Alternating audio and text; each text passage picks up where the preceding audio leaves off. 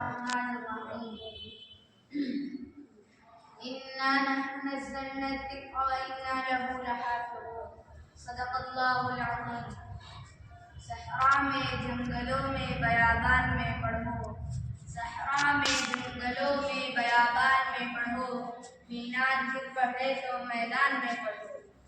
یہ بے خبر نجومی تمہیں کیا بتائیں گے، یہ بے خبر نجومی تمہیں کیا بتائیں گے، کل ہونے والا کیا ہے وہ قرآن میں پڑھو.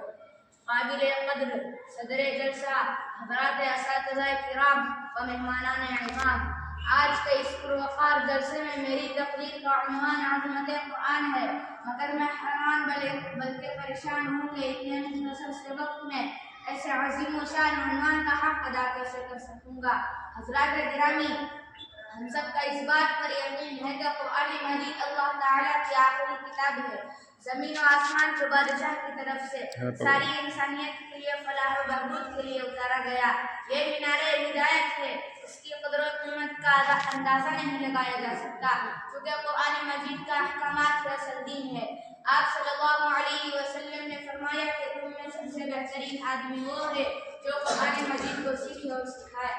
حضرات گرامی، تاریخ گواہ ہے کہ قرآن مجید نازل ہونے سے پہلے دنیا کا ماحول بڑا دردناک و المناک تھا. زمین انسانوں کی زندگیاں درندوں جیسی بن گئی تھی، اخلاق نام کی کوئی چیز نہ تھی، انسانوں میں کوئی الفت و محبت نہیں تھی، انسان کے خون کے پیاسے ہو گئے تھے، کوئی تہذیب و تمدن نہیں، کھانے پینے میں کوئی تمیز نہیں، چوری ڈکیتی اور ظلم ستم عام ہو چکا تھا. مگر جب قرآن مجید نازل ہوا، جن خدا کے بندوں نے قرآن مجید کو سینے سے لگایا ان کی زندگی ہی بدل گئی. جس بندے نے بھی قرآن مجید کا احکامات پر عمل کیا تو اس کا نتیجہ یہ ہوا کہ خود نہ تھے جو راہ پر امروں کے ہادی بن گئے، خود نہ تھے جو راہ پر امروں کے ہادی بن گئے. کیا نظر تھی جس نے مردوں کو مسیحا کر دیا. وہ درندہ صفت انسان جو دوسروں کی جان لینے والے تھے، دوسروں پر جان نچھاور کرنے والے بن گئے. وہ نادان انسان جو گھر کا انتظام صحیح نہیں چلا سکتے تھے، اب بڑے بڑے ملکوں کے حکمران بن گئے. وہ رہزن لڑاکا ڈالتے تھے، اب حفاظت کرنے والے بن گئے. ان کی دشمنی دوستی سے بدل گئی، ان کی جہالت علم سے بدل گئی، ان کی غفلت ذکر سے بدل گئی، ان کا کفر ایمان سے بدل گیا، ان کا ظلم رحم سے بدل گیا.